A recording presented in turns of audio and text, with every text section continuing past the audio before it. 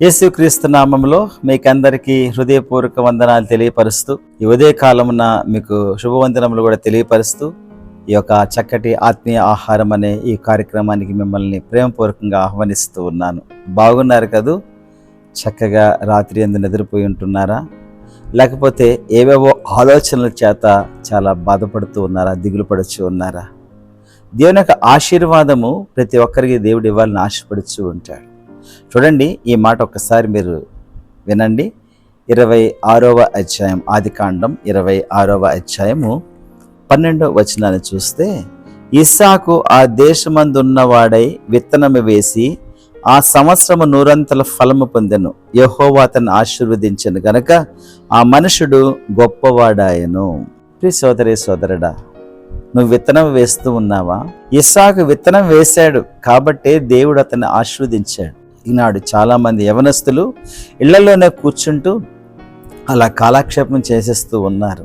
విత్తనాలు వేయటం లేదు. బహుశా వారు చదువుకున్న దాన్ని బట్టి వాళ్ళు నిరాశ పడిపోయి నాకు తక్కువ మార్కులే అని చెప్పేసి వాళ్ళకి కావాల్సిన ఉద్యోగాలు వాళ్ళకి రాకపోతే వాళ్ళు చాలా నిరాశ పడిపోతూ ఉన్నారు. అలా కాదు సుమా, నువ్వు ఏదో ఒక విత్తనం వేసినట్లయితే దేవుడు నిన్ను ఆస్వాదించడానికి ఇష్టపడుచు ఉన్నాడు. చాలాసార్లు మనము పని చేయడం మానేవేస్తూ ఉంటాం. అలా కూర్చొని ఏదో శూన్యంలో చూసుకుంటూ వెళ్ళిపోతూ ఉంటారు చాలామంది. నిరాశ పడిపోయి దుఃఖపడిపోయి ఏమీ చేయకుండా అలాగా అలవాటుగా ఇంట్లోనే కూర్చుంటూ కాలక్షేపం చేసేస్తూ ఉంటారు. టీవీ ముందరో, ల్యాప్టాప్ ముందరో, లేకపోతే వాళ్ళకున్న ఫోన్ ముందరో అలాగా వాళ్ళు కాలక్షేపం చేస్తూ విత్తనాలు వేయకుండా దేవునికి ఆశీర్వాదం కోసం వెయిట్ చేస్తే ఎలాగ చెప్పండి? సోదరే సోదరుడా, నువ్వు విత్తనం వేసి చూడు. నువ్వు అప్లై చేయదన్న జాబ్ కోసము దేవుడు ఎందుకు ఇవ్వడో చూడండి. కన్నీటితో నువ్వు ప్రార్థన చేస్తే దేవుడు నీకు ఇవ్వకుండా వెళ్ళిపోతాడా? నీ యొక్క జీవితాన్ని నువ్వు సరి చేసుకో. ప్రభు దగ్గరగా వచ్చేస్తాయి. ప్రభు నువ్వు హత్తుకున్నట్లయితే దేవుడు నిన్ను ఆస్వాదించడానికి ఇష్టపడుచు ఉన్నాడు. ఈనాడు ప్రభువుని హత్తుకోవటం లేదు. ప్రభు పైన కూడా మరి ఆయాసపడిపోయి దూరం వెళ్ళిపోతున్నారు. సంఘానికి క్రమంగా వెళ్ళరు. అంతేకాదు ప్రతిరోజు కూడా దేవుని యొక్క వాక్యము చదవడానికి కూడా ఇష్టపడరు. అలాగుండి నువ్వు ప్రార్థన చేసి ప్రభు నన్ను ఆస్వాదించంటే ఎలాగా? దేవుని యొక్క వాక్యంతో నువ్వు నింపబడు, దేవుని యొక్క ఆత్మతో నువ్వు నింపబడు. అప్పుడు ప్రభువుకి అనుగుణంగా ప్రభువే చెప్తాడు, ఇదిగో విత్తనం ఇక్కడ వేయి అంటాడు. నువ్వు వేస్తూ ఉన్న విత్తనాలు కొన్నిసార్లు వేస్తూ ఉన్నావు అనుకుందాం, అది దేవుని చిత్తానుసారంగా వేయట్లేదు కాబట్టే అవి నీకు పెద్ద పంట నీకు ఇవ్వకుండా పోతూ ఉన్నాయి. అయితే దేవుని చిత్త ప్రకారం నువ్వు విత్తనం వేసేవే అనుకో, ప్రార్థన చేసి ఒక అప్లికేషన్ వేయి, ప్రార్థన చేసి ఆ కార్యము చేపట్టు, కొనుము ఆ పనిని. ఎంత చక్కగా దేవుడు నిన్ను దీవిస్తాడు. ఇస్సాకు అంత చక్కగా దీవించబడ్డాడు. కాబట్టి ప్రియ సోదరి సోదరుడా, నీవు కూడా దీవించబడాలనంటే విత్తనం వేయడం మాత్రము మానకూడదు. కన్నీటితో విత్తువాడు సంతోషంతో పంటకు వస్తానన్న ఒక మాట మనకందరికీ తెలిసిన విషయమే. కాబట్టి కన్నీటితో నీ ప్రయాస ప్రభునందు వ్యర్థము కాదని జ్ఞాపకం చేసుకో.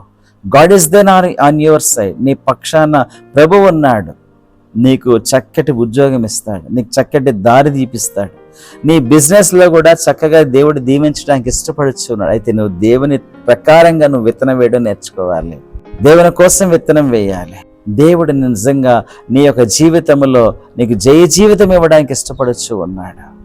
అపజయపాలు అయిపోయినప్పటికీ కూడా నువ్వు చింతపడకు, బాధపడకు. దేవుడు నీకు జయ జీవితం ఇవ్వడానికి చూడండి, యోసేపు కూడా ఎక్కడికి వెళ్ళినా ఫలించాడు కొమ్మ. ఎక్కడ వెళ్ళినా ఫలించాడు. కారణం ఏంటో తెలుసా? దేవుడిని విడిచిపెట్టలేదు. ఆయన దేవుని ప్రకారంగా జీవించాడు.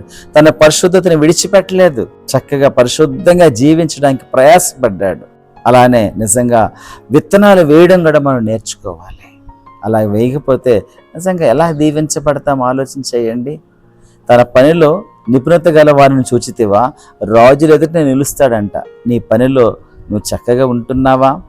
కొన్నిసార్లు ప్రమోషన్ రాలేదనేసి చాలా బాధపడిపోతూ ఉంటాం. కారణం ఏమిటో చెప్పమంటారా? కష్టపడి ఆ కంపెనీ కోసం నిజంగా మనం పనిచేస్తున్నామా? నిజంగా గుండెల పైన చేయి వేసుకొని చెప్పండి, నువ్వు చక్కగా నీ డ్యూటీస్ నెరవేరుస్తూ ఉన్నావా? అలా చేయకుండా మరి దేవునికి ఆశీర్వాదం ఎలా పొందగలవు? బైబిల్లో మనం ఎవరిని చూసినప్పటికీ కూడా ప్రతి ఒక్కరు కష్టపడి పనిచేసినటువంటి వారే. దేవుడు పిలిచిన ప్రతి ఒక్కరు కూడా వాడు ఏదో ఒకటి పని చేసుకుంటున్నారు. పేతుని పిలిచినప్పుడు పేతురు వల కడుక్కుంటూ ఉన్నాడు. మత్తయిని పిలిచినప్పుడు ఆయన సుంకపు వసూలు చేస్తూ ఉన్నాడు. సౌలుని పిలిచినప్పుడు ఒక గాడిద కోసం వెతుక్కుంటూ వెడుచు ఉన్నాడు. గిద్యోని పిలిచినప్పుడు ఆయన గోధుమలో జల్లుతూ ఉన్నాడు. ప్రతి ఒక్కరు పని చేసినటువంటి వారే. అలాంటి వారినే దేవుడు పిలిచాడు. Even if you want to be blessed, work out my dear friend. పని చేయడం నేర్చుకో, వృధాగా టైం వేస్ట్ చేయకండి. డూ సంథింగ్, ఏదో ఒకటి చేయి, దేవుడు దాన్ని దీవిస్తాడు. ప్రార్థన చేసుకుందామా. ప్రేమగల మా దేవ, కృపగల మా రక్షక, మీకు వందనాలు, స్తోత్రాలు చెల్లించుకుంటూ ఉన్నాం. ఆశ్చర్యకరుడివి, అద్భుతకరుడివి, ఆలోచనకర్తవ నాయన. మా ప్రియులు మీరు జ్ఞాపకం చేసుకునండి. నన్ను ఎవరు ఉద్యోగాల కోసం ఎదురు చూస్తూ ఉన్నారో ప్రభువా, చక్కటి ఉద్యోగాల్లో ప్రభు స్థిరపరచబడ్డానికి కృప చూపించండి. ప్రమోషన్స్ కోసం ఎదురు చూసేటువంటి వారు నాయన చక్కటి ప్రమోషన్స్ దయచేయండి. మీకు అసాధ్యమైంది ఏది కూడా లేదు నాయన. బిజినెస్లో ప్రభు రాణించలేక ఎంతో బాధపడేటువంటి వారిని కూడా మీరు జ్ఞాపకం చేసుకునండి తండ్రి. ఆయన వారి బిజినెస్లో వారు చక్కటి హైట్స్లో రావడానికి కృప చూపించండి. మీ మేలులతో తృప్తిపరచండి నాయన. మీ దీవెన ఆశీర్వాదాలతో నింపండి తండ్రి యేసయ్య. నాయన ఎవ్వరు కూడా అధైర్యపడకుండా ముందుకు సాగిపోవడం కృప చూపించండి. ముందు ఎర్ర సముద్రం ఉన్నా, వెనకాల ఫరో సైన్యం ఉన్నా ఆయన సాగిపోయేటువంటి అనుభవంలోకి వారిని తీసుకుని వెళ్ళవలసిన వేడుకుంటూ సమస్తమైన మహిమ ఘనత మీకే ఆరోపిస్తూ యేసుక్రీస్తు దివ్యమైన నామంలో అడిగి వేడుచు ఉన్నాము తండ్రి. ఆమేన్.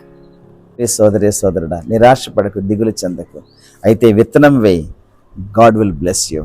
దేవుడు మిమ్మల్ని అందరినీ దీవించుగాక. Have a wonderful day.